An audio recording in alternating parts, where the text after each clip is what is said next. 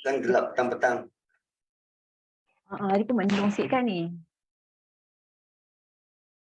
Okey ke tak ada, tak apa Ustaz, nampak juga muka Ustaz nanti kan macam apa tu, kuliah satu hala je nanti kan tak nampak muka Ustaz kan.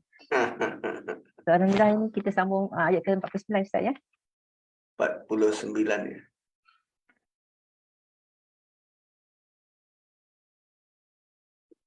Sekejap.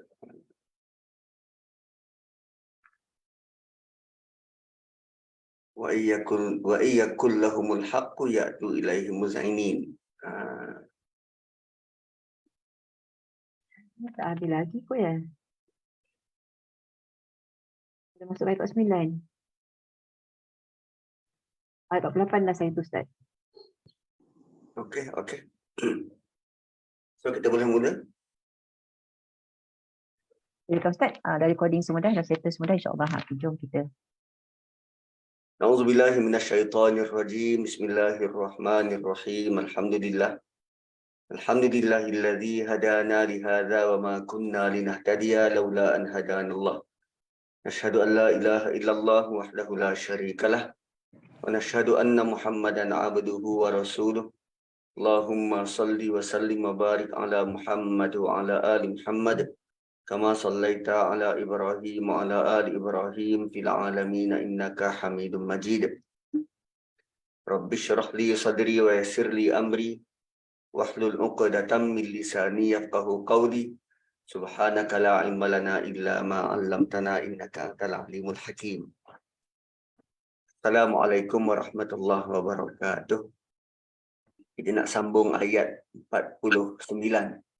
Cuma untuk recap, bermula ayat 47, dia tentang topik yang baru, topik tentang bagaimana perangai orang-orang munafik ni. Allah terangkan pada kita perangai orang munafik pada versi yang pertama. Mereka suka bawa cerita. Mereka suka bawa cerita sehingga cerita yang mereka bawa tu diterima oleh masyarakat Islam pada waktu itu. Diterima oleh masyarakat Islam pada waktu itu, dan banyak-banyak orang yang terlibat dalam dalam menyebarkan cerita. Hanya 2 orang yang tampil, 4 orang yang tampil ke hadapan Nabi untuk diminta hukuman qazaf 80 kali sebatan. So dalam 4 orang ni, 4 ke 3 orang, 4 orang ni mereka mahu dihukum sekarang di dunia kerana khawatir jika tak selesai di dunia mereka akan kena akibatnya di akhirat. 3 orang, 2 lelaki, 1 perempuan. Dan begitulah nilai iman dan kepercayaan. Pasti rasa tak tenang, rasa tak selamat. Maka itu mendorong mereka untuk hukumlah kami sekarang. Hukumlah kami sekarang. Dan kalau nak dibanding dengan tindak tanduk dan sikap kita, kita banyak dah mengata orang ni.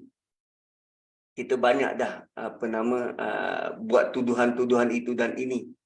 Tak kala kita kantoi dengan kesalahan kita, tidak pula kita mengaku salah dan mohon maaf, ataupun tidak pula kita mahu disebat, dihukum, atau kita rasa kita boleh bersabar dengan hukuman akhirat nanti. Wal-iyazbillah.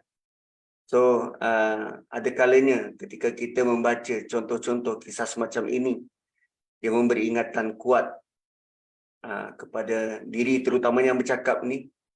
Kawal-kawallah mulut, kawal-kawallah lidah dan lisan, agar perkataan yang keluar dari mulut kita tidaklah dalam bentuk tuduhan-tuduhan tanpa berasas ataupun menyebarkan aib manusia, akan tetapi agar yang keluar daripada mulut-mulut kita ini merupakan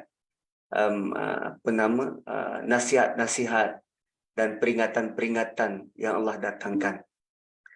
So, wa yaquluna amanna billahi wa birrasul. Fasa yang kedua tentang orang munafik ni, mereka mengatakan mereka beriman dengan Allah dan Rasul, serta mereka bersedia untuk taat.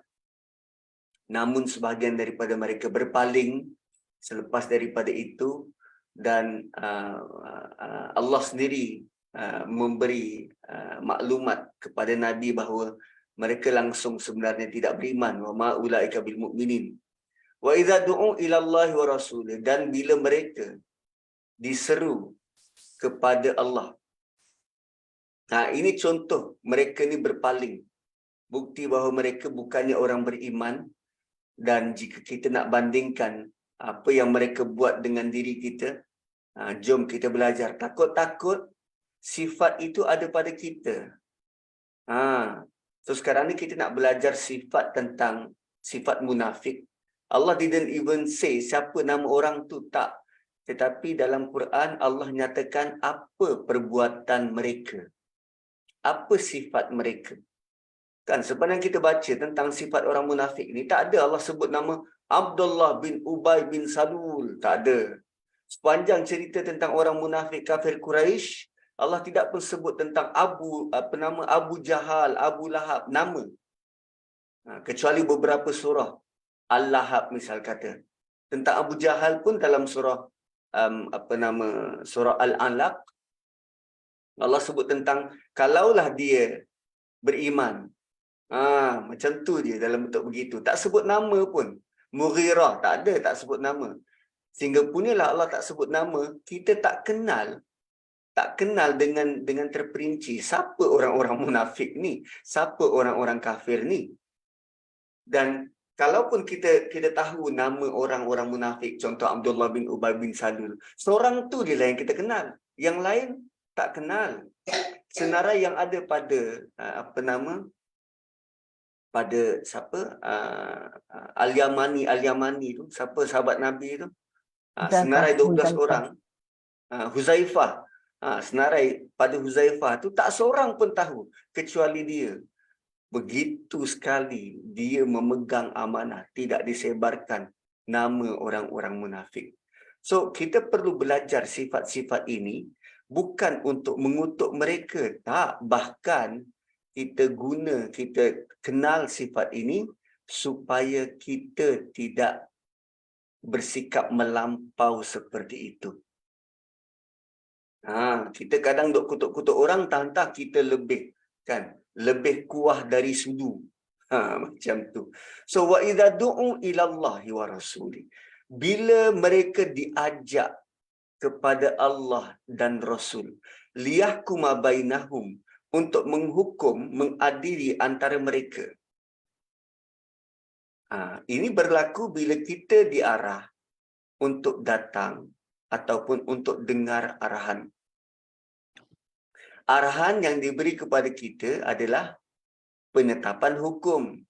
Sama ada dari Quran atau dari sunnah.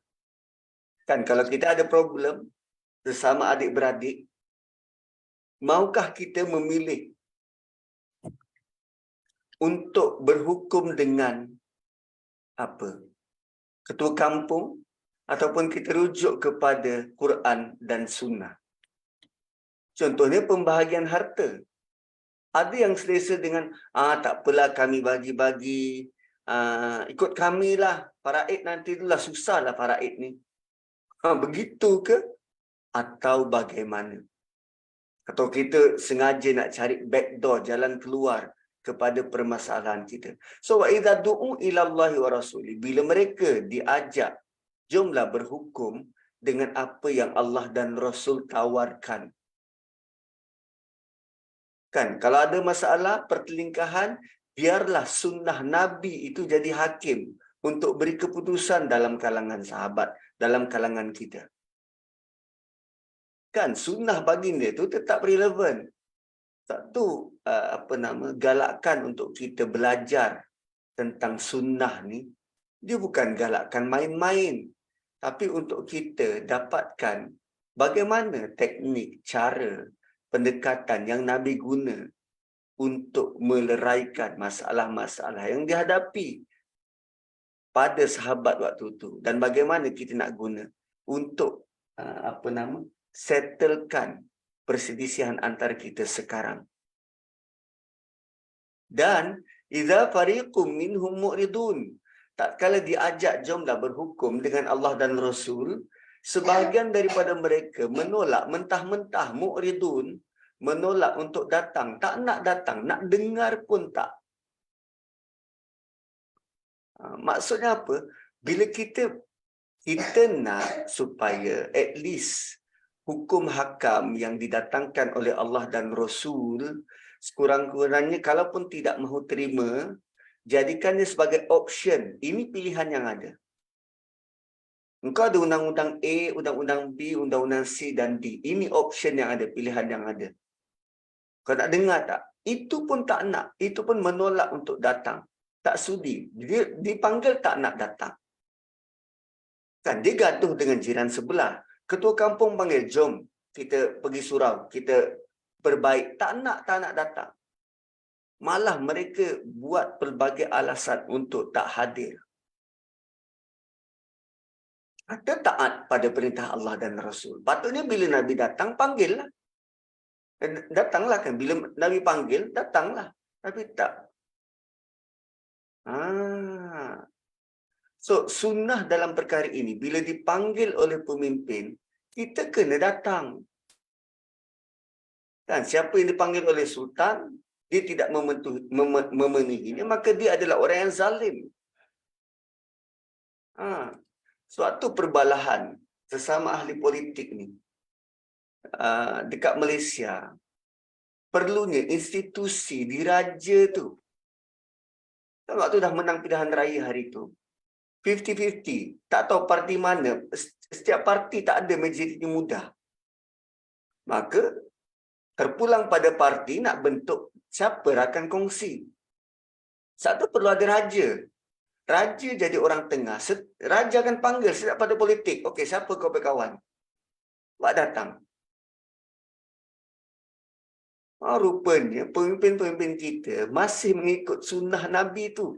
Dipanggil ketua, datang. Bayangkan kalau banyak-banyak parti politik, ada parti yang tak nak beri kerjasama, tak nak datang bila dipanggil. Itu jelas perangai munafik.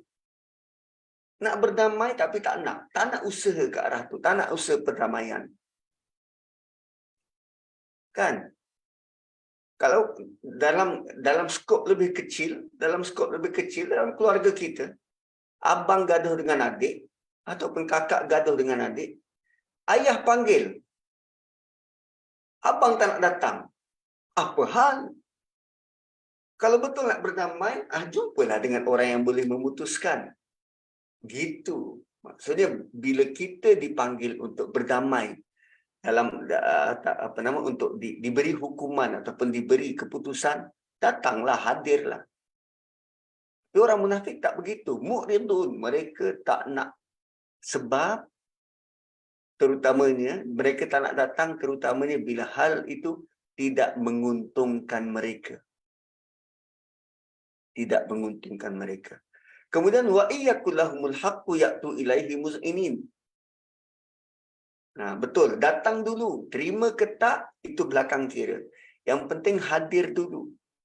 Tunjukkan yang kita bersedia untuk dipandu.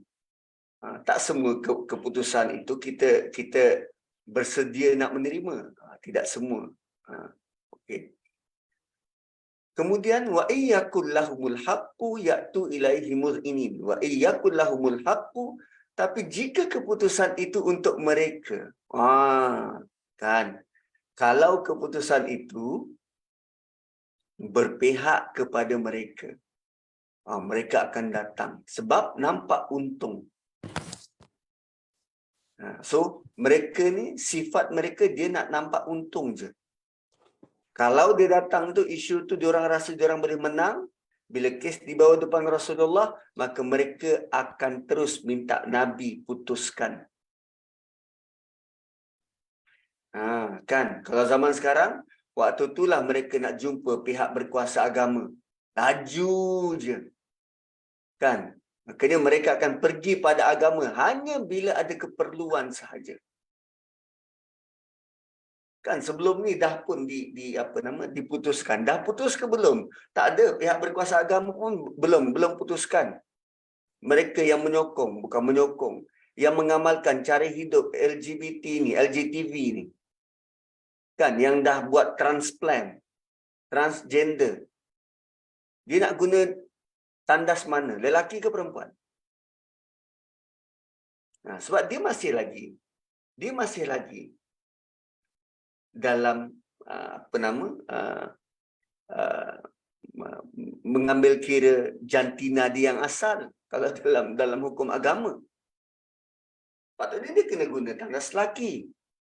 Tak, bila dia guna tandas perempuan, wanita yang asli, yang tutup aurat, nak betulkan tudung, kan nak refresh dalam tu, tak dapatlah nak buat sebab aurat terdedah. Tapi bila dipanggil pihak berkuasa agama, tak datang pun. Kan? Kalau dalam contoh, ramai dalam kalangan orang Melayu yang tak kisah pun tentang agama, tapi bila nak kahwin, tahu pula nak cari pejabat kadi. Kan? Amalan agama tak buat pun. Bila bercerai, nak dapatkan bayaran nafkah dari bekas suami, rajin pula ngadu ke pejabat agama. Sedangkan sepanjang hidup tu tak pernah pun kisah tentang agama. Begitu. So, wa iyyakul lahumul haqqu. Dan bila berkaitan dengan keputusan itu memberi hak kepada mereka, mereka segera datang. Ya'tu ilaihi muz'inin. Cuba tengok. Allah menggunakan perkataan yang hampir sama rimanya. Tadi mu'ridun, ini muz'inin. Mu'ridun tak nak datang, muz'inin datang dengan patuh dan tunduk. Tunduk dan patuh. So Allah bagi tahu sifat munafik ni, bila mereka rasa mereka perlu pada agama, waktu tu mereka datang. Datang dengan patuh serta merendah diri. Kalimah mus'inin ni maksudnya bersedia untuk taat. Bersedia untuk taat. So janganlah macam ni. So janganlah ambil agama tu sekerat-sekerat bila perlu sahaja. Dan kita perlu hidup beragama ni sepanjang waktu. Jangan bila susah je baru nak cari agama. Bila susah je baru nak angkat tangan berdoa. Tapi waktu senang, lupa daratan. Ramai anak muda kita, tuan-puan. Ramai. Yang sekarang ini, anak muda kita nak dapatkan 1 juta, 2 juta, 3 juta tu mudah. Melalui jalan sangat mudah. Kan pelaburan sana sini, dia main forex. 2-3 juta tu senang-senang dapat. Ada pernah dengar perkongsian, dia pernah kumpul 60 juta. 60 juta hasil main forex. Hasil main forex. Bila Allah tarik nikmat tu, dia jatuh. Jadi papa ke dana. Baru kenal tangga masjid. Baru nak cari masjid, nak solat taubat. Sepanjang dia hidup sebelum ni, lupa, tak pernah. Jangan macam tu. Jangan sampai bila Allah tunjuk dan susahkan kita dekat dunia, baru sibuk nak cari masjid dan surau. Bukan begitu. Kan? So, wa iyyakul lahumul haqqu ya'tu ilaihi muz'inin. Bila ada keputusan tu memberi hak kepada mereka, maka barulah mereka nak datang. Afi qulubihim marad. Allah tanya, apakah dalam hati mereka ni ada penyakit? Afi qulubihim marad. Diorang ni sakit ke? Hati diorang ni sakit ke? Adakah kerana hati mereka mengandungi penyakit? Kan? Penyakit dekat sini ni juga sama seperti mana disebut dalam surah Baqarah. Fi qulubihim maradun fazadahumullahu marada. Pada hati mereka itu ada sakit. Dan Allah tambah timpa dengan penyakit yang lain. Kan mengikut mufassir yang dimaksudkan dengan marad penyakit dekat sini ialah penyakit nifak.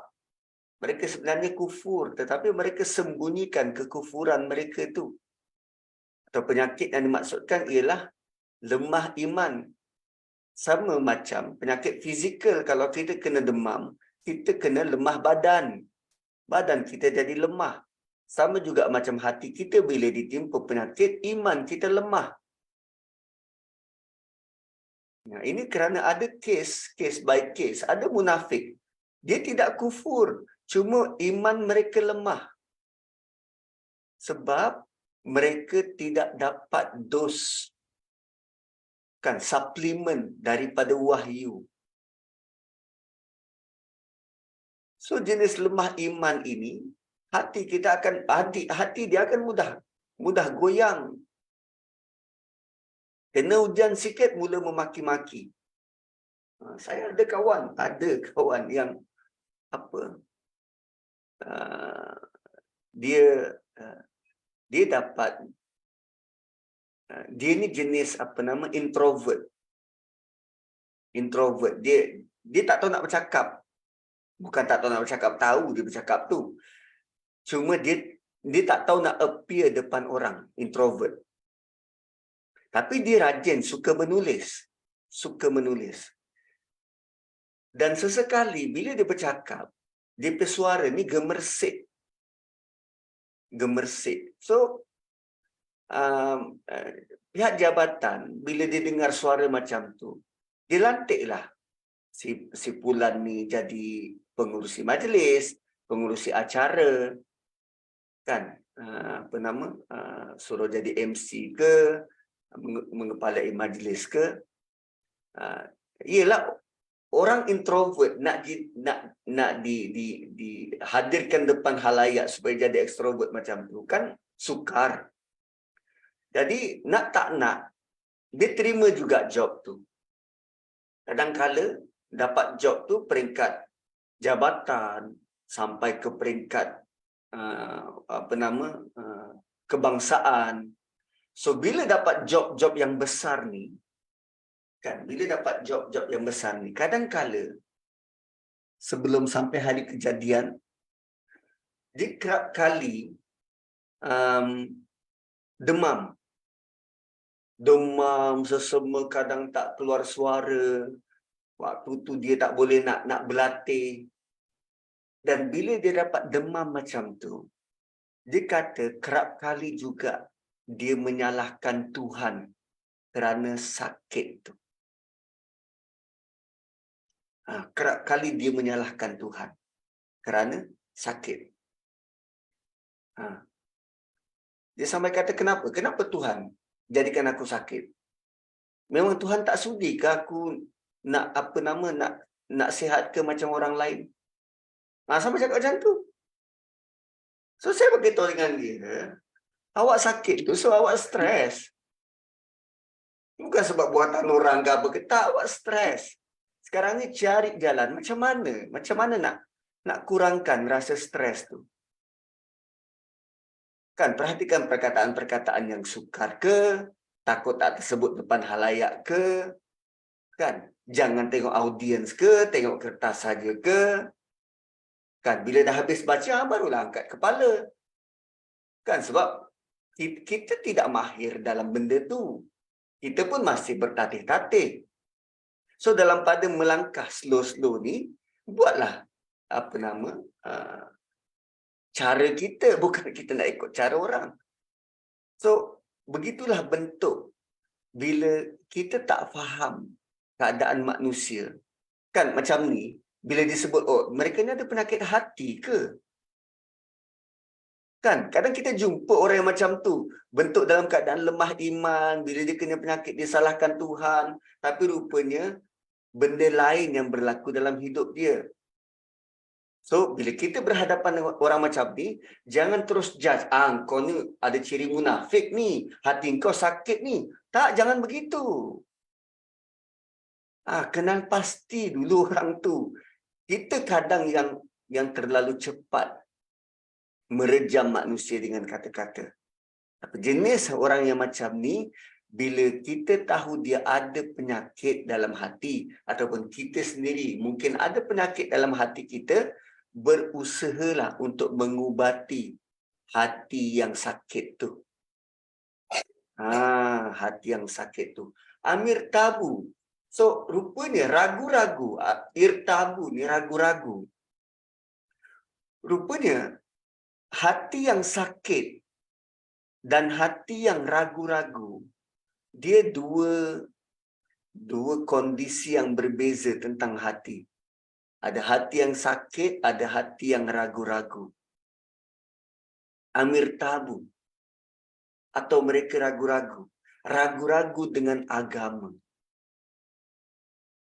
Kan, tak yakin dengan apa yang disebut dalam Quran. Tak yakin dengan Nabi itu. Banyak cara mereka boleh datangkan keraguan. Contohnya, realiti yang berlaku kepada Imam Bukhari. Imam Bukhari kumpulkan hadis-hadis Nabi SAW 800 tahun selepas Nabi wafat.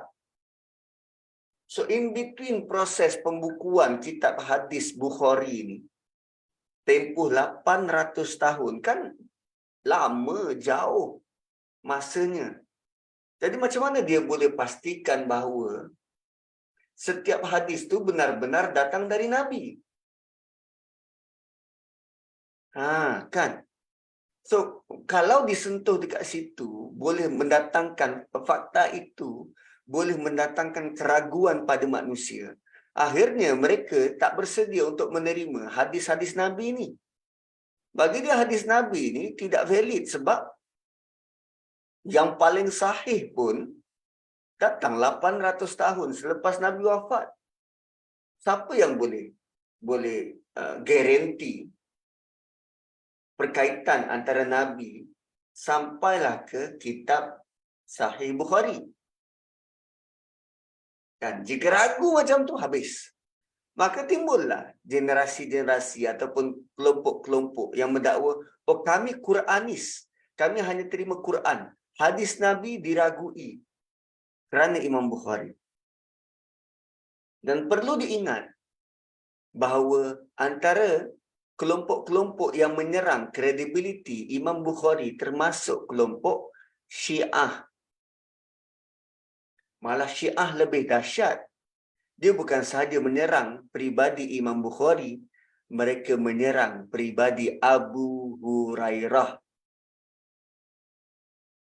Sampai ke tahap mereka berani mengatakan Abu Hurairah adalah orang yang tidak amanah, terutamanya sewaktu dia dilantik jadi governor di zaman Umar. Dia pandai-pandai buat cerita macam tu. So, kalau dia attack pribadi-pribadi macam ni, pribadi-pribadi penting dalam kelangsungan silsilah hadis Nabi ni, maka dirasakan berjaya. Berjaya meruntuhkan institusi agama ni. Dia attack pribadi-pribadi penting ni. Imam Bukhari, Abu Hurairah. Sebab Abu Hurairah yang paling rapat dengan Nabi, dia kata, Abu Hurairah ni, dia masuk Islam 3 tahun sebelum Nabi wafat. 3 tahun sebelum Nabi wafat, dan dia adalah orang yang ahli sufah. Ahli sufah. So macam-macamlah dakwaan-dakwaan. So mereka yang suka bawa cerita-cerita begini, kita boleh tanya, afi qulubihim maradun amir tabu. Hati engkau ada penyakit ke? Atau engkau ragu-ragu? Atau soalan tanya pada diri kita. Kalau kita baca kisah macam tu dan kita mula ragu, tanya balik pada hati kita. Hati kita ni ada sakit ke? Atau kita ragu terhadap apa yang Allah dah turunkan? Kan? Sama kes macam hari itu. Kita orang ada, saya melayan komen dari Facebook. Atau macam mana entah boleh telayan. Diorang tengah bincang pasal aurat wanita dengan aurat wanita Muslim dengan wanita bukan Muslim. So auratnya tu macam mana? Seluruh tubuh ke ataupun pusat dengan lutut, antara pusat dan lutut. So saya bagilah pandangan saya. Alih-alih dia kata apa? Awak ni kena membaca lagi ni.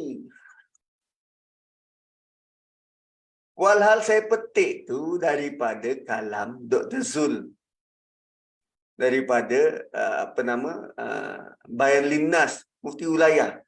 Saya quote, ambil dan saya paste. Lepas tu dia kata, awak ni kena baca banyak lagi ni. Saya balas balik, okey. Cuba cadangkan apa jenis bacaan yang saya perlu baca. Kan mana tahu mungkin ada pendapat imam mazhab yang lain, tapi setakat yang disahihkan, dijelaskan oleh Dr. Zul, inilah pendapatnya. Kan? So, kenapa ragu dengan keputusan yang ada dalam agama? Tak nak terima, tapi suka ikut kepala sendiri. Dan kemudian Allah tanya, kan, dia dah tak ada hujah dah. Tapi begitulah, dia nak juga menang. Nak juga menang. Tadi saya kongsikan dengan grup dalam keluarga. Tentang apa? Ada satu sikap yang Allah sangat tak suka. Sikap asyik nak menang. Sikap asyik nak menang. Terutamanya dalam perbalahan. Dan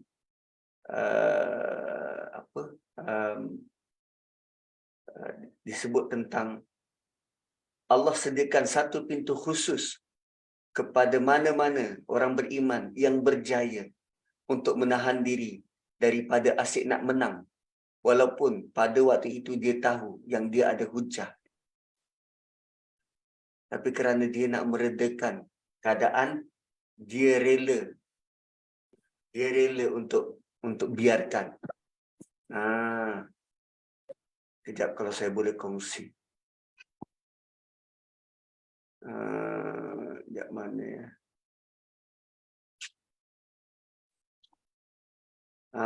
Ni.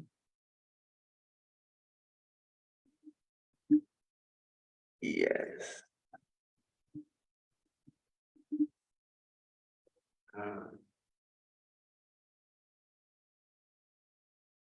Dia asyik nak menang dia. Dia asyik nak menang.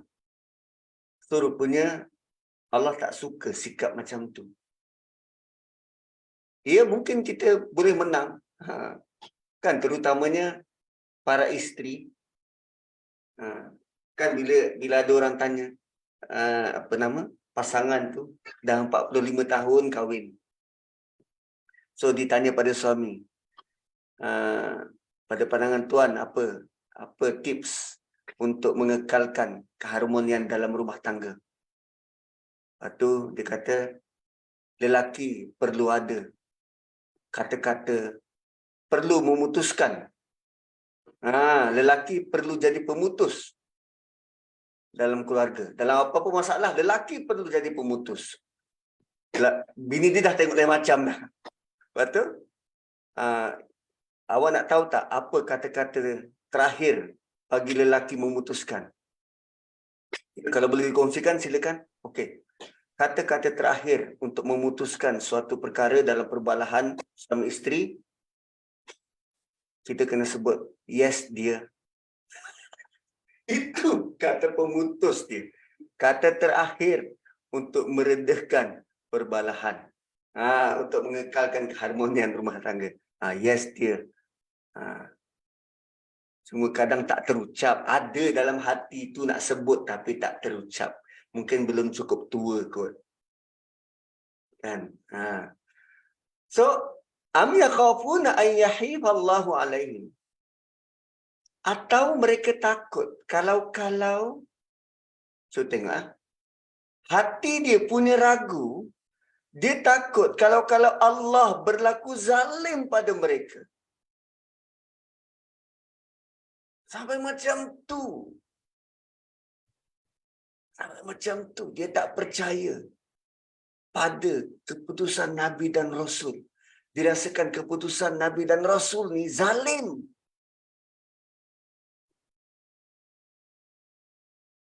Kan? Kalimah Yahifa ni,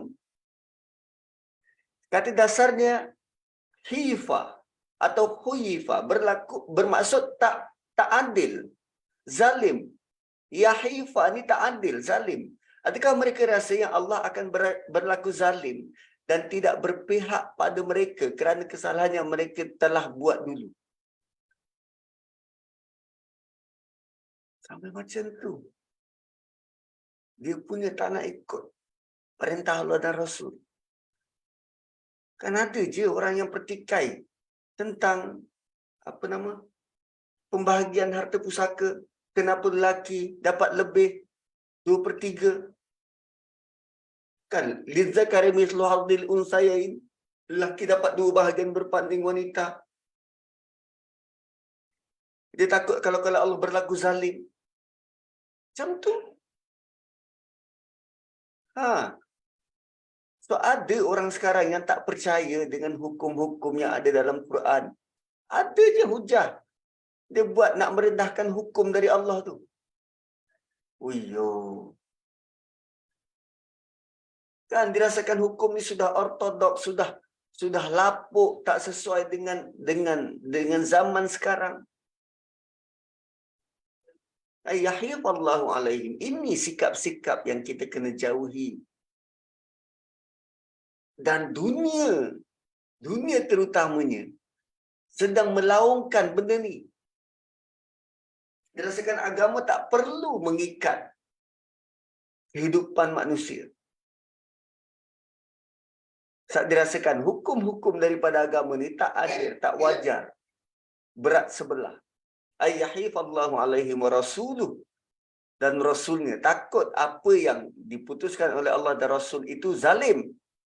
Bal ulaika humuz zalimun. Allah kata tak, tidak sekali-kali. Jangan fikir begitu. Sebenarnya mereka itulah orang-orang yang zalim.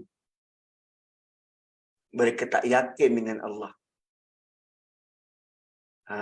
So dengan ketidakyakinan itulah maka mereka menjadi orang-orang yang zalim, melakukan kesalahan, sedangkan Allah tidak pernah menzalimi dan tidak pernah berat sebelah. Tak mungkin Allah akan zalim. Itu perasaan mereka saja. Dan kemudian Allah bandingkan pula dengan orang beriman. Tadi tentang orang munafik, sekarang tentang orang beriman. Innama kana qaulal mu'minina idza du'u ila Allahi wa rasulih liyahkuma bainahum ayyaqulu sami'na wa ata'na wa ulaika humul muflihun. Sungguh jawapan orang beriman bila mereka dipanggil kepada Allah dan Rasul agar Rasul menghukum di antara mereka, mereka ucapkan, kami dengar dan kami patuh. Kami dengar dan kami patuh. Dan kalau kepada kita sekarang, orang beriman itu adalah orang yang menerima sahaja apa yang disampaikan oleh wahyu tanpa, without second thought. Baik dari segi akidah atau amalan, kita tak bantah. Kita tidak persoal. Cumanya mungkin bila kita baca itu kita tak faham. Lalu kita tanya, macam mana sebenarnya hadis ni? Macam mana sebenarnya ayat ni? Itu bukan persoal. Itu cuma nak menambah kefahaman. So kalau kita ringkaskan, dia adalah tentang akidah, apa yang disampaikan dalam Quran, dan amalan, apa yang ditunjukkan melalui sunnah. Wa ulaika humul muflihun. Mereka itulah orang-orang yang berjaya. Mereka lah orang yang berjaya di dunia dan di akhirat. So, muflihun tu macam mana? Kan? Berjaya tu macam mana? Ialah setakat sebut sami'na wa ata'na, semua orang boleh sebut sami'na wa ata'na. Tapi apa perinciannya? Perinciannya pada ayat seterusnya. Wa man yuti'illaha wa rasulah.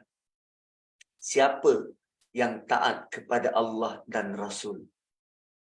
Arahan untuk menjalani hidup dekat dunia ini diberikan oleh Allah, diajar oleh Rasulullah. So, ketaatan kepada Allah dan Rasul ialah ketaatan yang absolut, sepenuhnya. Kalau Nabi tidak ajar cara beramal, kita tak akan tahu sampai bila-bila. So, wa may yuti'illaha wa rasulah. Siapa yang taat kepada Allah dan Rasulnya. Wa yakhsyallah. Dan dia takut kepada Allah.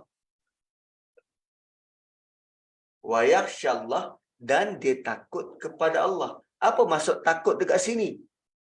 Sebab dekat ayat selepasnya, wa yattaqhi. Dan dia bertakwa kepada Allah. Kan perkataan tu pelik tu. Selalunya wa yattaqillah. Ini kali lain. Kalimah-kalimah yang Allah guna berbeza. Sebab lazimnya yang kita jumpa wa may yuti'illaha wa rasulahu wa yakhsyallah, itu biasa. Tapi wa yattaqhi ni jarang-jarang. Sekali ni dia Allah guna. Selalunya Allah guna wa yattaqillah, dan bertakwalah kepada Allah. Tapi wa yattaqhi. Sebelum tu wa yakhsha. Yakhsha ni apa? Takut yang macam mana? Apa beza yakhsha dengan yakhfa, khawfiya, dengan khasya? Khasya ni takut kerana perkara salah yang kita pernah buat. Takut terhadap dosa dan mereka sedar tentang dosa yang pernah dibuat. Sebab walaupun mereka pernah bertaubat, tapi mereka tak tahu taubat tu diterima tak. Tu takut tu. Rasa gusar, risau, tu yakhsha. Yakhfa, khawfiya, dia takut tu menggeletar sampai kita tak tahu nak buat apa. Tu khawfiya. Khawfiya takut sampai meremang bulu roma. Khawfiya kita takut sampai menggeletar, sampai kita freeze, tak tahu nak buat apa. Tu khawfiya. Yakhfa. Ini yakhsha. Kemudian yattaqhi. Wa yattaqhi. Yattaqhi ni kenapa bentuk macam ni? Sebab kalimah ni dalam bentuk yang agak pelik. So Allah nak beri penekanan kepada takwa kali ini. Yattaqhi ialah takwa sungguh-sungguh. Penekanan tu pada huruf ta, ada syaddah. Selalunya yattaqillah. Tapi kali ini yattaqhi. So bila dia bentuk lain dari biasa, maka kita yang membaca akan beri penekanan. Akan beri perhatian. Ialah bahasa Arab mana ada bold. Kan semua tulisan sama je, tak ada bold. Tak ada tanda seru. Kalau kita tulis dalam bahasa Melayu ke bahasa Inggeris, kita boleh mana perkataan yang kita nak beri perhatian tu kita bold. Dalam Quran mana ada bold? So, takwa dalam ayat ni bermaksud takwa kepada Allah tentang perkara yang akan berlaku masa depan.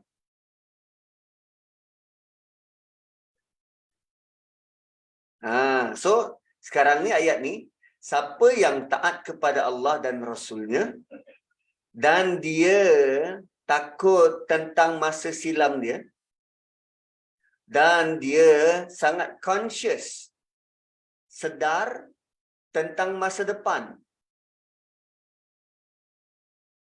Bertakwa tentang masa depan. Maksudnya apa? Apa yang bakal berlaku, dia terima je. Terima sahaja apa yang Allah telah tentukan. So, siapa-siapa tadi muflihun, mula dengan yaqulu sami'na wa ata'na, sekarang faulaika humul faizun. Dia beroleh kemenangan. So, formulanya apa? Taat pada Allah, taat pada Rasul, takut pada Allah dan takwa kepada Allah.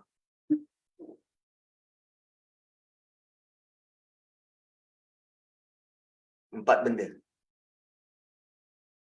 Kasih buat itu, kita boleh berjaya.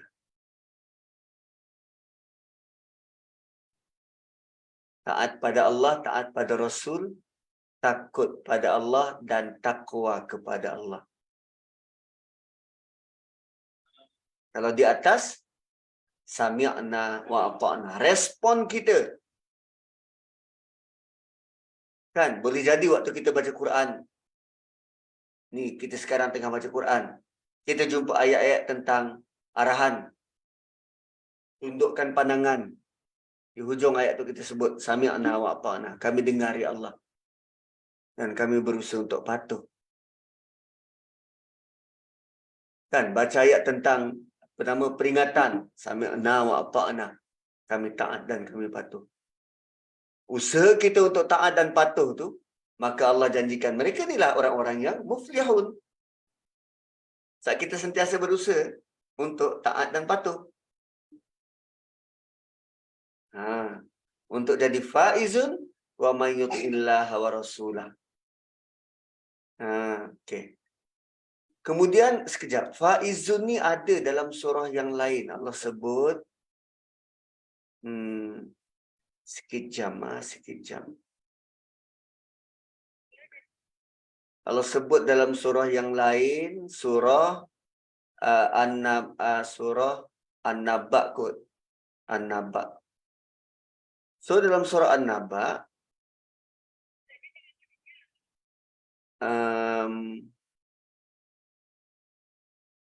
Jaya An-Naba. Innalil muttaqina mafaza. Mafaza ni sukses, tapi dalam bentuk isim fa'il. Mafaza. So faizun tadi tu, ganjaran ni macam ni. Dia dapat hadaiqa wa a'naba wa kawa'iba atraba wa ka'san dihaqa. Dia dapat 3 benda. Dia dapat kebun penuh dengan buah anggur. Dia dapat kawan-kawan yang sebaya. Dan dia dapat gelas yang penuh dengan minuman. Kita kan nak macam tu. Kita nak tempat, kita nak rakan sebaya, dan kita nak air yang tak habis-habis diminum. 3 benda ni cukup. Hatta dari dunia, 3 benda ni cukup. Cuba tanya suami. Kan dia selalu ujung-ujung minggu, dia kadang-kala nak jumpa kawan dia, diorang pergi ngeteh. Sama juga macam orang-orang dekat kampung, lepak dekat kedai kopi. Ada kedai, ada kopi, ada rakan sebaya. Kan, kenapa orang lepak dekat kedai kopi lama-lama? Nak borak. Kan, ada tempat teduh. Kopi secawan je, tapi berjam-jam. Tak, kita nak borak je. Itu yang Allah tawarkan dekat syurga. Ada hadaiq, ada kawaib, dan ada ka'san dihaqa. Tu faulaika humul faizun, mereka bakal dapat ganjaran yang semacam itu. So orang-orang yang mendapat kemenangan faiz, dia bukan sekadar bermaksud berjaya, tapi faiz juga bermaksud selamat dari bahaya. Faiz, dia bukan saja bermaksud berjaya, tetapi faiz bermaksud selamat dari bahaya. Bukankah kita sebelum masuk syurga, kita melalui titian sirat di bawahnya neraka? Orang yang selamat dari neraka dipanggil faiz. So tuan-puan, siapa yang tak nak jadi faiz? Siapa yang tak nak selamat waktu lalu titian sirat? Semua kita nak. So pilihan yang kita ada ni, taat pada Allah, taat pada Rasul, takut tentang dosa-dosa silam yang menghantui, dan jaga diri takwa, conscious terhadap Allah berkaitan dengan masa depan. Dan bila diselamatkan dari neraka itu, pasti akan menambah nikmat syurga kita. Sebab kalau kita tidak selamat untuk masuk syurga, dah tentu kita akan tinggal dalam neraka. Bila kita lalu titian sirat, nak tak nak kita nampak juga rupa neraka itu dengan segala siksanya. Dan bila kita benar-benar diselamatkan, kita akan benar-benar rasa syukur. Wow. Yalah, kalau kita terselamat daripada sebarang kecelakaan dekat dunia, selamat dari rumah terbakar, selamat dari kemalangan jalan raya, itu pun kita dah cukup bersyukur dah. Tapi ini kali tak kala melalui titian sirat, kita sedang melalui jurang-jurang neraka tu. Wow, dahsyat. Dan kemudian Allah kata, wa aqsamu billahi jahda aimanihim. Dan mereka bersumpah atas nama Allah dengan sekuat-kuat sumpah. Ini teguran kepada orang munafik. In between teguran kepada orang munafik, Allah selitkan perangai orang beriman yang berjaya. Ini sekarang ni Allah beri teguran seterusnya kepada orang munafik. Bila mereka bersumpah dengan nama Allah, dengan sekuat-kuat sumpah. Tuan-puan, sumpah paling kuat apa? Sumpah, kalimah sumpah paling kuat. Wallah Ustaz. Wallahi wa billahi wa tallahi. Dalam Quran ada tak Allah guna tu? Ada. Sebab lazimnya kita bersumpah dengan nama Allah. Tapi dalam Quran, Allah tak guna nama dia sebagai sumpah. Allah guna nama makhluk. Wal asri, wal fajri. Ada juga ayat yang Allah guna watallahi, demi Allah, guna nama dia. Tapi kebanyakan waktu Allah akan guna nama makhluk.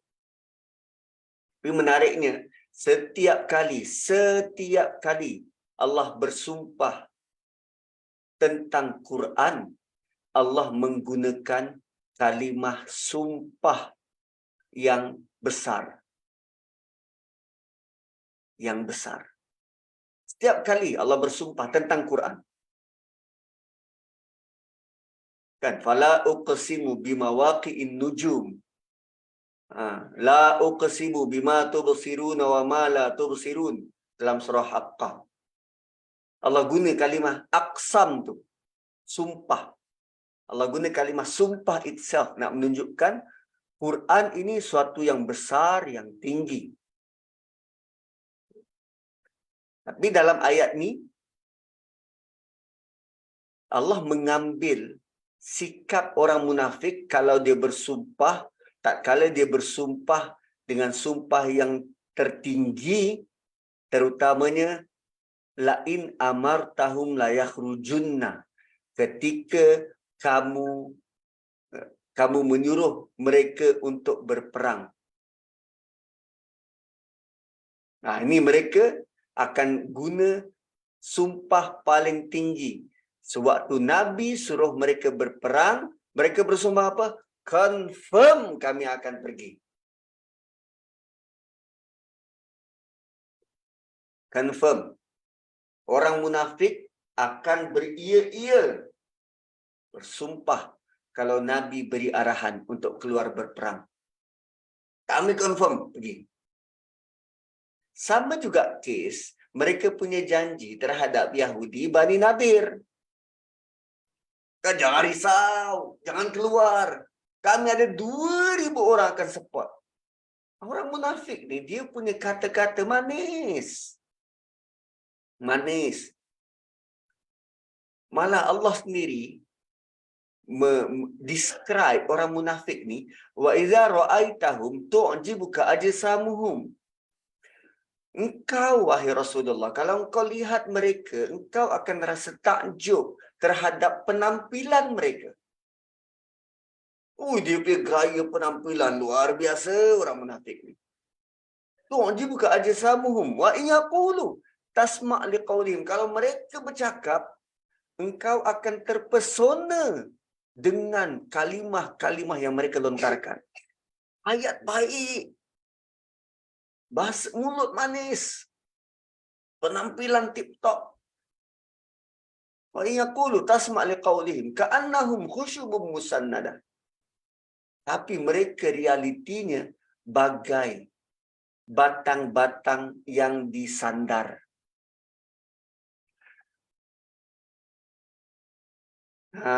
Batang-batang ka'annahum khusyubun musannadah. Ini dalam surah Munafikun. Batang-batang yang disandar. Kenapa digambarkan orang munafik ni macam batang yang disandarkan? Kalau kita ambil kan batang-batang kayu, kita sandarkan dekat dinding. Kukuh tak batang kayu tu? Tak kukuh. Boleh jadi ditiup angin, dia boleh tombang. Macam tu lah.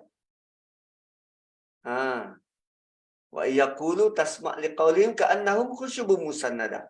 Mereka seperti batang-batang kayu yang tersandar. Mereka tak ada kekuatan pun. Ditiup angin boleh rebah, boleh tombang. Jangan percaya. Itu antara sikap dan sifat orang munafik. Allah describe dalam Quran. So, qul la tuqsimu. Bila mereka diarahkan, diajak untuk keluar berperang, mereka bersumpah dengan sesungguh-sungguh sumpah, lalu katakanlah pada mereka, tegur mereka, wahai Muhammad, jangan kamu bersumpah. La tuqsimu. Jangan kamu bersumpah. Tak perlu sumpah sampai macam tu. Tak perlu buang masa. Ta'atum ma'rufah.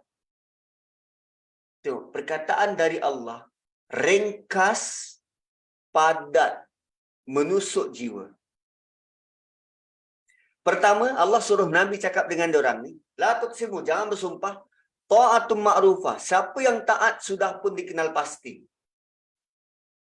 Ketaatan tu patut ditunjuk. Bukan janji mulut. Ta'atum ma'rufah. Wah, ni boleh cakap dengan anak ni. Kan anak kita kadang-kadang suka, baik bah, Aiman janji, Aiman tak buat lagi. Aiman janji akan, Aiman buat macam ni, Aiman janji. La tuqsimu, jangan bersumpah. Ta'atum ma'rufah. Kau nak buktikan, buktikan dengan ketaatan. Bukan dengan kata-katamu. Oh, itu jam. Rupanya tuan-puan, kalau nak tunjuk benar kita menyesal. Ialah kadang suami tercurang pada isteri, isteri terbuat salah pada suami. Kadang waktu nak memujuk tu macam-macam janji-janji manis ditaburkan. Sebutkan saja. Ta'atum ma'rufah. Ketaatan itu yang kita nak buktikan dengan perbuatan. Bukan hanya cakap. Ni aku cakap tentang diri aku ni. Ta'atum ma'rufah. Ketaatan itu kita kenal. Tunjuk dengan sikap. Dengan sifat. Bukan hanya cakap mulut. Kita boleh ambil perkataan ni, print, tampal kat dinding. Ta'atum ma'rufah. Aku cakap aku ni beriman, apa bukti yang aku ni beriman? Aku cakap aku ni sayang Quran, apa bukti yang aku sayang Quran? Ta'atum ma'rufah. Jangan bagi sebarang kata-kata janji manis bulan bintang. Itu. So jangan lagi beri alasan ni pada orang munafik pada waktu itu, jangan lagi beri alasan pada Nabi. Apa alasan mereka? Bila mereka tak pergi berperang, diorang kata apa? Nabi tak jemput datang rumah. Diorang punya alasan Nabi tak datang sendiri ke rumah, jemput untuk sertai peperangan. Bayangkan, itu alasan dia. Kan bila Nabi balik dari ekspedisi peperangan, tanya kenapa kau tak datang? Lah, tak ada jemput pun. Tak datang rumah pun jemput. Cuba bayangkan seorang ketua negara perlu datang ke rumah setiap seorang satu persatu nak jemput. Ini alasan apa ni? Dia boleh buat alasan tak ada pun Nabi datang rumah. Datang jemput. Ui. Itulah. Kan ada dalam ayat lain disebut yakhlifuna lakum litardau. Mereka akan bersumpah kepada kalian sampai kalian rasa redha. Nah, tu kalau mulut manis. Dia tahu bercakap je, tapi tak tunjuk pun. Innallaha khabir bima ta'malun. Allah sangat tahu apa yang mereka buat, apa yang mereka kerjakan. Terutamanya apa-apa saja yang berkaitan dengan amalan hati. Mereka hanya beralasan. Ui, tak terbayang kita, diorang punya alasan tu. Kenapa tak pergi berperang? Nabi tak ajak pun, tak jemput pun ke rumah. Ada orang-orang kita macam tu, tuan-puan. Ada. Apa nama? Kadang kita dah umumkan dekat surau, kat masjid. Sabtu ni datang tahu, saya buat kenduri. Ni kira saya jemput ya. Tak ada dah pakai kad-kad. Ni kita orang satu taman ni, datanglah jemput. Bila tiba hari kejadian, tak muncul-muncul. Lepas tu 2-3 hari lepas tu dia tanya, asal tak jemput hari tu? Dah lah saya buat announcement lah dekat surau, siap tulis lagi. Tak ada pun kad. Dia nak berjemput pakai kad. Bagi dia jemput mulut tu, itu bukan official. Ada. Kan? Janganlah macam tu. Janganlah kita pun berperangai macam tu. Menganggap kita ni apa? Kenapa kita bersikap macam tu? Ada kalanya kita menganggap aku ni somebody. Aku ni somebody. Kau kena jemput juga. Datang, ngadap. Jemput. Kalau tak setakat macam tu, itu jemputan untuk orang kebanyakan. Aku ni tak, aku bukan macam tu. Nah, boleh pula macam tu. Apa beza kita dengan perangai orang macam ni? Nabi ajak berperang kot. Pertahankan kedaulatan negara. Pun nak berjemput ke rumah. Macam mana dia betul nak berjemput macam tu, atau dia sengaja cari alasan tak nak datang. Dahsyatlah. Kata Allah tutup dengan wallahu khabirum bima ta'malun. Kita kadang tak boleh brain cara manusia berfikir. So ada manusia dia rasa dia entitled. Dia layak dapat itu, dia layak dapat ni. Dia entitled. Satulah bila ada rasa entitled tu, nanti dia berkait dengan sikap yang Allah tak suka tu. Asyik nak jawab je, tak nak kalah. Asyik nak jawab sebab dia rasa entitled. Aku berhak lah. Aku punya pendapat sendiri. Orang kena hormat pendapat aku. So bila dia berbalas, Dia nak juga menang, nak juga pendapat dia tu nak disuarakan juga. Walaupun kadang pendapat dia tu mungkin merosakkan hati orang lain, memalukan orang, dia tak kisah. Yang penting dia nak juga keluarkan pendapat tu. Wow. Banyak kita kena belajar ni. Banyak. Qul ati'ullah wa ati'ur rasul. Katakanlah pada mereka, taat pada Allah dan taat pada Rasul. Ini kali kedua. Di atas Allah kata wa may yuti'illaha wa rasulah. Di sini Allah kata ati'ullaha wa ati'ur rasul. Taatlah pada Allah dan taatlah pada Rasul.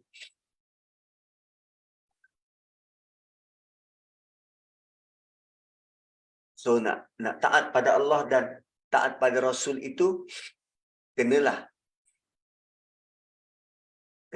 cari belajar kelas-kelas tafsir Quran atau syarah hadis. Bila takut kita baca sendiri, kita faham sendiri. Itu tak boleh. Belajar.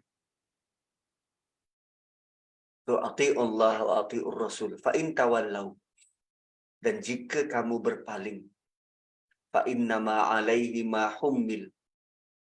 Maka sesungguhnya kewajiban Rasul adalah apa yang dibebankan kepadanya. Apa maksudnya ni? Jika kamu berpaling, maka Rasul hanya bertanggungjawab akan apa yang ditugaskan kepadanya. Itu. Fa in tawallau fa innama 'alaihi ma hummila wa 'alaikum ma hummiltum. Okey. Kalau kamu berpaling tak nak ikut, Nabi itu hanya ditanya atas apa yang dia buat. Kamu akan ditanya atas apa yang kamu tanggung. Nabi akan ditanya apa yang Nabi buat. Kamu akan ditanya apa yang kamu buat.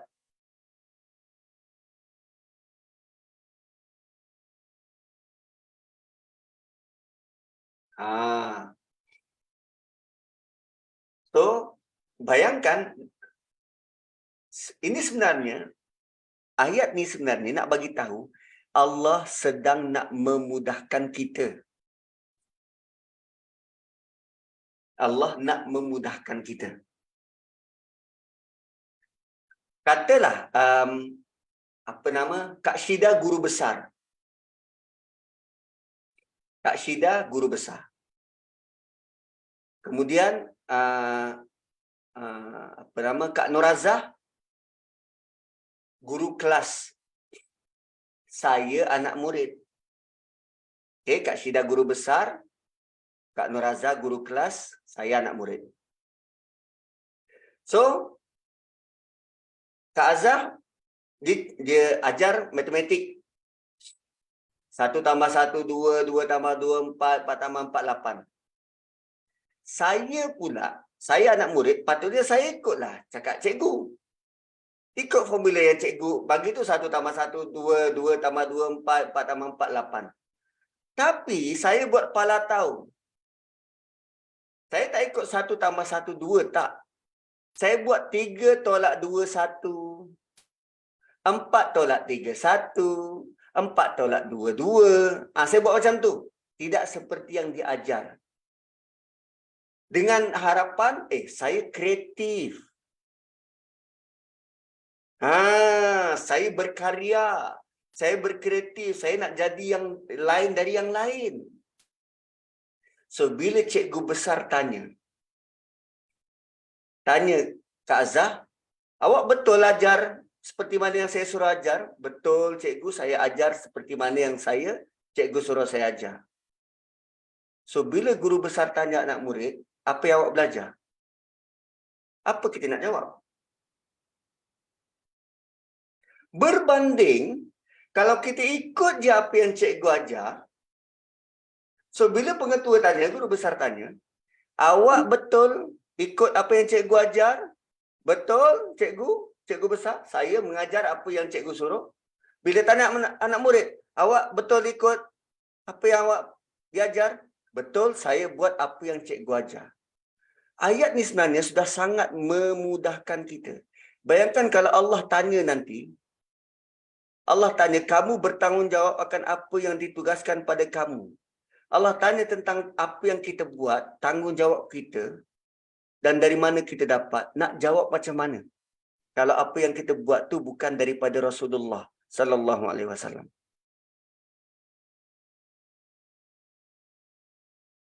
Boleh ke Allah kata pada kita, suka hati awak je awak suka buat amalan macam ini? Bayangkan berhadapan dengan Allah, Allah tanya, awak dapat ni semua dari mana?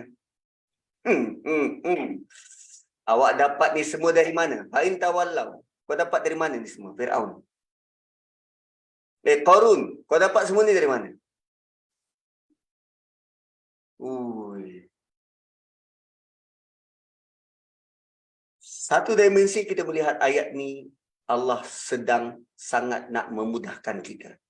Dimensi kedua, kita mula memahami betapa berat apa yang Nabi tanggung atas umat. Segala perbuatan perilaku umat, Nabi tanggung jika kita ikut apa yang Nabi buat.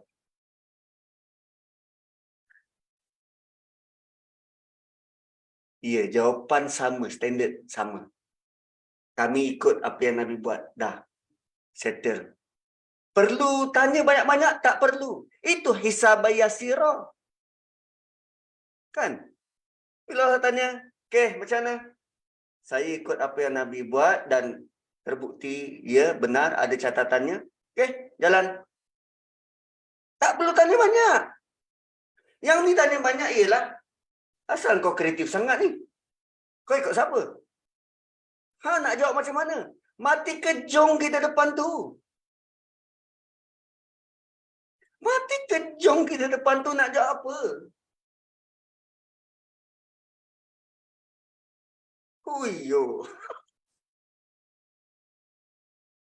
Dan kemudian Allah kata, wa in tuti'uhu tahtadu. Kalau engkau ikut dia, nescaya korang dapat petunjuk. Kalau kau taat pada Nabi, confirm kamu dapat petunjuk.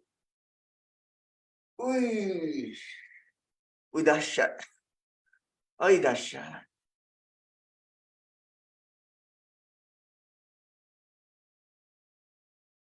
Ini kali Allah tunjuk kepentingan pribadi Nabi itu.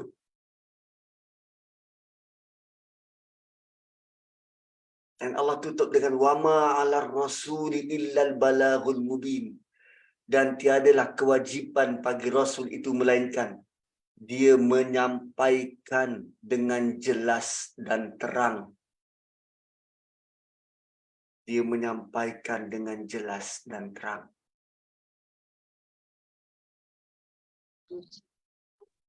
Tugas Nabi bukan jaga amalan-amalan kamu, tak. Tapi dia sampaikan je. Kalau kita tak ikut, dia tak rugi. Tapi kalau kita ikut, sangat memudahkan kita. Apa yang Nabi dah sampaikan tu jelas, terang. Surah Haqqah, Allah siap kata, aku potong dia punya. Kalau dia berani-berani nak tukar. Surah Haqqah. Kan? Aku baru buat daurah hari tu. Ingat lagi lah. Kan nanti kalau dah lama-lama lupa lah tu. Dan kalau tak diulangi, lupa. Ayat 69. Surah 69. Ayat tentang Nabi. Jaminan Allah bahawa apa yang Nabi sampaikan tu benar-benar apa yang Allah suruh. Tak ada dakwa-dakwa, tak ada kurang, tak ada lebih, tak ada tambah-tambah. Ya kan share. Ni, la akhadna minhu bil yamin.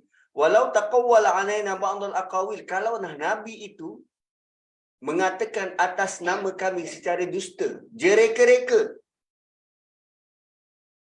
Kalau Nabi seleweng, la akhadna minhu bil yamin. kami rentak dia dari kanan. Kami rentak dia dengan kuasa kami. Summa laqata'na minhul watin. Kemudian kami potong semua tali urat jantung dia supaya dia mati serta merta. Allah kata, kalau dia bercakap, dia ubah sikit je. Kalau dia ubah sikit je, kalau ada intention itu, kami rentak dia dan kami potong urat jantung dia. Kenapa urat jantung? Sebab keinginan untuk seleweng itu datang dari hati. So Allah akan terus potong bermula daripada dia punya core.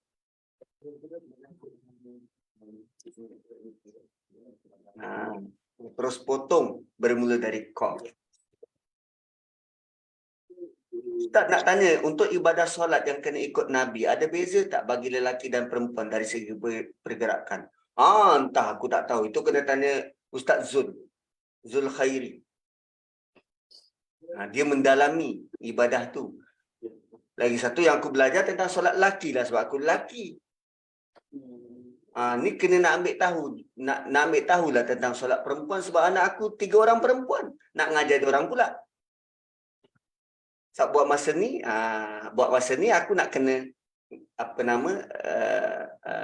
serahkan dulu pada isteri sebab dia perempuan. Dia lah ngajar anak aku. Nanti sampai waktu dia dah imam masjid negara pula, aku kenalah ambil tahu. Kan ada beza tak solat lelaki dan perempuan? Cuma soalan yang belum terjawab ialah solat pergerakan perempuan ini asasnya dari mana? Itu belum terjawab, tak tahu. Tu yang tengah cari tu, tengah tanya asasnya dari mana. Nanti kejap lagi nak tanya imam besar. Asas pergerakan solat perempuan tu dapat contoh dari mana? Kalau kita kata ada beza, okey. Asasnya tu bagaimana? Dapatannya tu macam mana? Memang berkali-kali juga doktor fikir macam tu, tapi bila jumpa orang yang sepatutnya belum tertanya lagi. Ada beberapa sumber kita boleh tanya, imam besar boleh tanya, mufti wilayah kita boleh tanya, Syekh Muhaimin mengajar kita orang pun boleh tanya nanti. Nanti saya akan cuba tanyalah nak dapatkan beberapa bentuk. Ya, mungkin dapat daripada Sayyidatina Aisyah. Cumanya ialah susun aturnya. Sebab setakat ni yang kita belajar adalah cara solat cara Nabi. Solat cara Nabi dan lazimnya untuk lelaki. Untuk wanita, dia tak ada. Solat untuk wanita ada kelas macam tu, tak ada. So itu jaminan dari Allah bahawa Quran yang sampai pada kita ini memang tak ada tambah, tak ada kurang. Atas satu huruf tidak berkurang, tidak bertambah. So yang disampaikan oleh Nabi sudah cukup jelas dan terang. Maka dakwaan-dakwaan manusia yang kurang akal mengatakan ada lagi. Ada yang Nabi tak sampaikan. Dan itu diorang kira sebagai apa? Oh, itu ilmu laduni. Ada ilmu rahsia yang Nabi tak sampaikan. Itu kena cari sendiri. Maka mereka beralasan seperti apa? Oh, itu yang korang tahu tu, itu ilmu makrifat. Itu ilmu kulit. Isinya belum. Maka ketahuilah bahawa perkataan-perkataan semacam itu memfitnah Nabi dan merupakan perkataan-perkataan yang batil.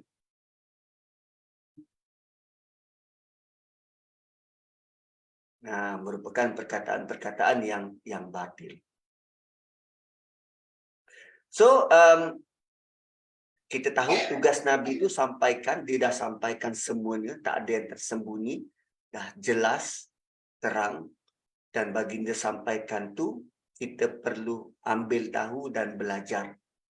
Baginda tak ada mengajar perkara yang pusing-pusing, tak ada. Tak ada yang mengelirukan, tak ada.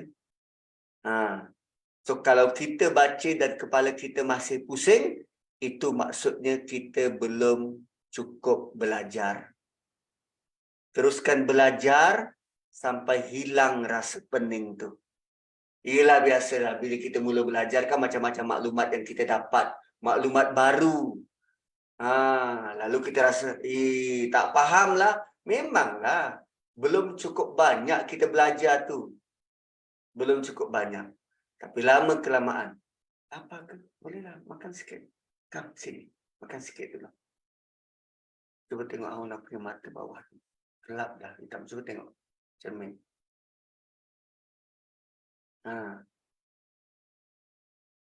Auna tak ada tenaga tu. Makan dulu. Makan sikit. Okey. So, kalau kita berusaha, Allah akan ajar. Kalau kita berusaha, agama ni akan jadi mudah. Kan berkali-kali Allah ulang dalam surah apa? Surah apa sebelum surah Mulk? Ke sebelum surah apa ya? Tahrim. Yang Allah sebut tentang walaqad yassarnal Qur'ana lidzikri fahal min muddakir. Zumar rasanya. Al-Qalam? Zumar. Tak dengar. Apa? Az-Zumar. Walaqad yassarnal Qur'ana lidzikri fahal min muddakir. Qalam kot ke At-Talaq? 4 kali sekurang-kurangnya Allah sebut qalam kot. Al-Qalam. Surah Al-Qamar, Ustaz. Qamar.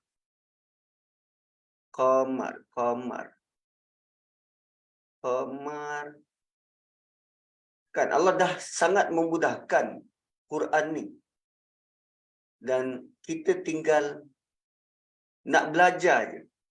Sebab lazimnya manusia menyusahkan.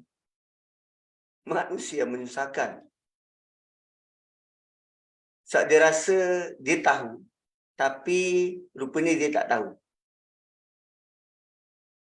Dia rasa dia tahu. Tapi rupanya dia tak tahu. Berbeza dengan apa yang apa yang Quran sampaikan. Macam tadi tu. Ta'atum ma'rufah. Cukup 2 perkataan. Menjadikan kita benar-benar, oh iyalah. Tak perlu cakap banyak. Tunjukkan. Tunjukkan sesuatu. Dan barulah dikira sebagai benda tu valid. So, sebagaimana tugas Rasul menyampaikan, begitulah kita sekarang ni perlu menyampaikan. So, cara kita sampaikan pelbagai. Saya ni jenis malas baca. Saya suka nak simplify. Nak mudahkan. Ayat macam ni punya bentuk, macam mana kita nak faham dengan mudah? Itu yang saya cuba cari jalan. Macam mana nak ringkaskan, dan tafsir-tafsir yang saya rujuk pun, saya tak rujuk semua. Saya rujuk perkataan tu je. Okey, yang ni cakap macam ni dah. That's it. Kita nak mudahkan je. Panjang perbahasan je. Contoh kalau tengok surah Haqqah tadi, dalam tafsir Ibn Kathir tu, panjang gila. Malah ada banyak pendapat-pendapat. Dan sebab tu saya suka cara Nu'man. Dia baca semua tafsir, ada 80-90 tafsir, kemudian dia simplify, mengambil pendapat-pendapat yang dia pilih make sense untuk masa kini. Yelah, kalau kita nak baca sesuatu, tak larat. Kan, anjing Ashabul Kahfi. Anjing Ashabul Kahfi itu ada perbincangan. Anjing tu anjing apa? Dia tompok-tompok ke? Warna dia apa? Belang-belang ke? Ada perbincangan dalam kitab tafsir. Tapi adakah itu perlu untuk kita tahu? Tak. So Nabi Quran sampaikan benda yang kita perlu tahu. So boleh jadi, tuan-puan, boleh jadi waktu kita belajar ni, terutamanya belajar tafsir ataupun belajar syarah hadis, ada banyak perkara-perkara yang ya kita boleh tahu, tapi adakah itu yang perlu kita tahu?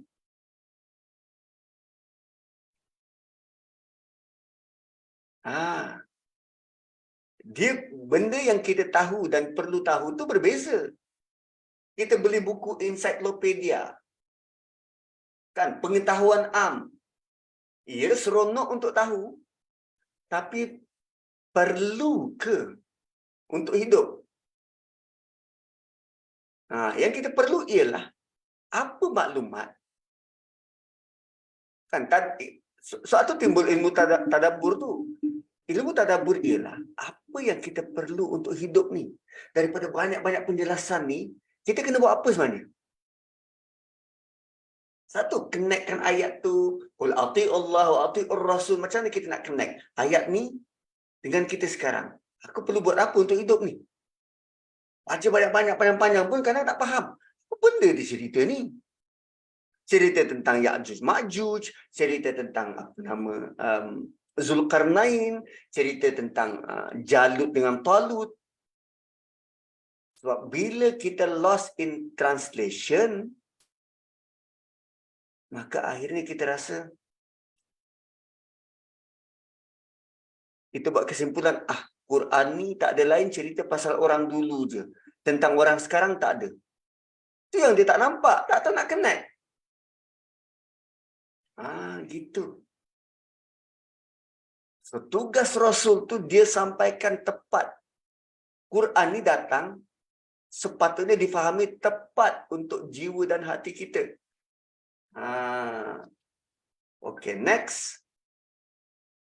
2 minit lagi, 2 minit lagi. Kita masuklah sikit ayat 55. Wa'adallahu alladhina amanu minkum wa amilus solihat la yastakhlifannahum fil ardi kama stakhlafa alladhina min qablihim wa la yumakkinanna lahum dinahum alladhi irtada lahum wa yubaddilannahum min ba'di khawfihim amna ya'budunani la yusyrikuna bi syai'a wa man kafara ba'da dhalika fa ulaika humul fasiqun.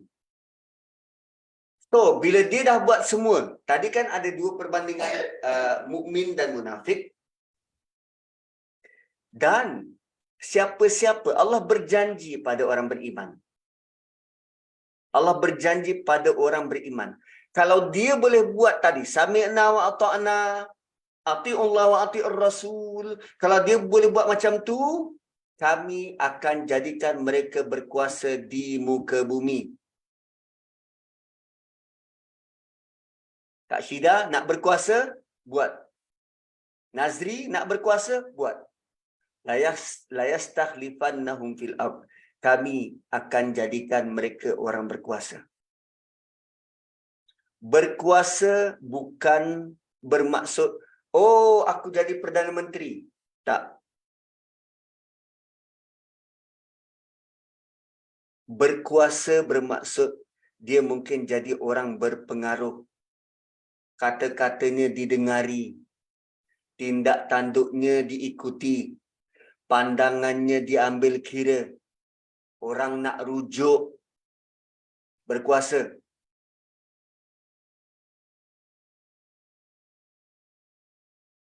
Apa syarat tadi? Jadi orang berjaya, muflihun, jadi orang faizun.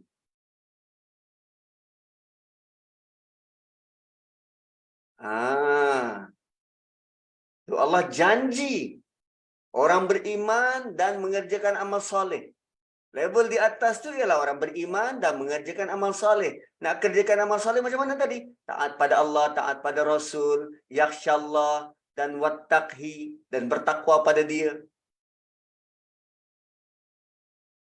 Gitu.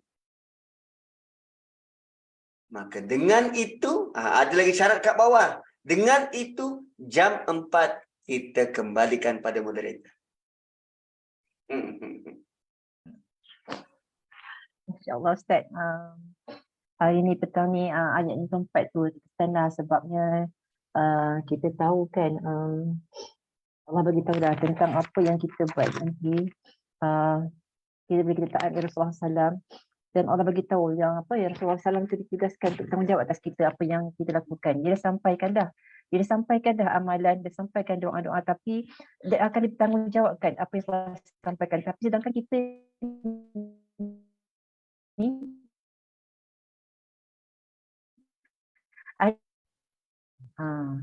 kasih Ustaz atas penjelasan petang ni. Ayat 23 tu pun subhanallah munafik ni tak habis-habis untuk alasan. Macam kita juga alasan zaman sekarang ni Ustaz. Sentiasa ada alasan utamanya untuk ilmu, untuk tadabbur Al-Quran. Bila kelas-kelas tadabbur Al-Quran ni kosong, tak ramai yang nak join. Tapi bila kelas-kelas yang kata boleh menaikkan makam, boleh pun berzikir beramai-ramai tu, kata ramai beribu-ribu yang join kan. Syukur Ustaz, alhamdulillah Kak Ida rasa petang ni pengungsian dia memang kena semua Ustaz lah. Kita sebagai hamba Allah kan tak lari daripada kesilapan, sentiasa buat kesilapan.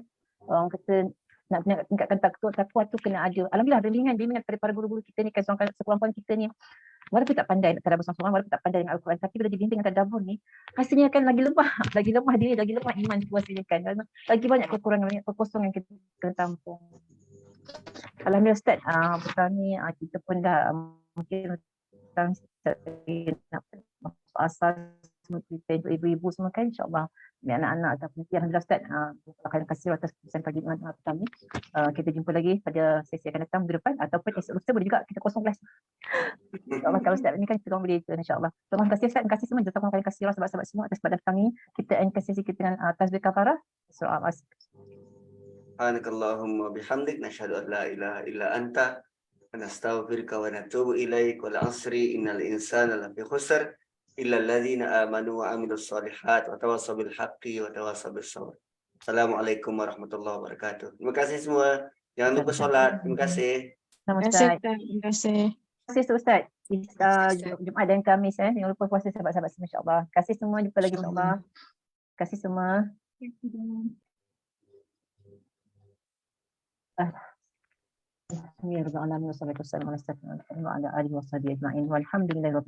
kasih semua. Terima kasih Kak Yan. Terima kasih. Jumpa lagi insya-Allah pada minggu depan. Esok Ustaz tak ada kelas ya sahabat.